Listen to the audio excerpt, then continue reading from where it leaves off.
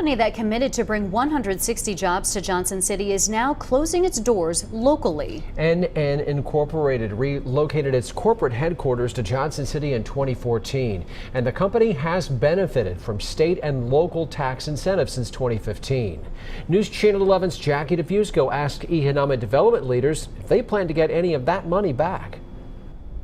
Josh, Sarah, the CEO of the Northeast Tennessee Regional Economic Partnership tells me he's not shocked by NN Inc.'s decision. It comes less than 2 years after the company decided to relocate several corporate jobs to Charlotte, North Carolina. He says conversations are to come regarding the best path forward.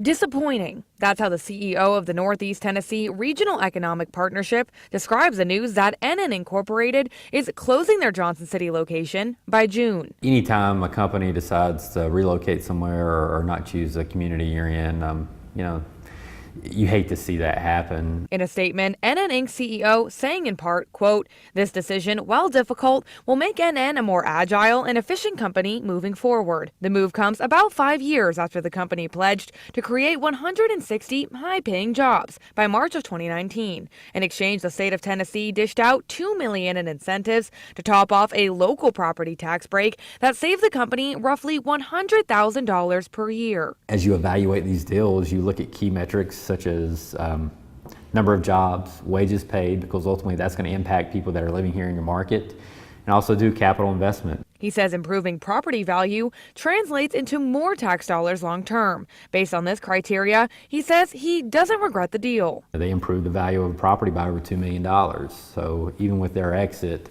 I think from a value of a property standpoint, we have a much improved building, which is going to help us make it that much easier to get someone in that facility moving forward. But NN Inc.'s success on other metrics, like job creation, aren't yet known. He says a progress report due May 9th will allow economic development leaders to determine if the company met expectations. I think the biggest thing you can do as an economic development professional is just to make sure that in the event that expectations aren't lived up to, or if something were to happen, that the community is protected. Miller says that job report will help economic development leaders determine how much NN Inc. may owe Johnson City. Right now, he says it's too soon to tell. NetRep is set to meet with company leaders in the coming weeks. Jackie DeFusco, News Channel 11 in your corner.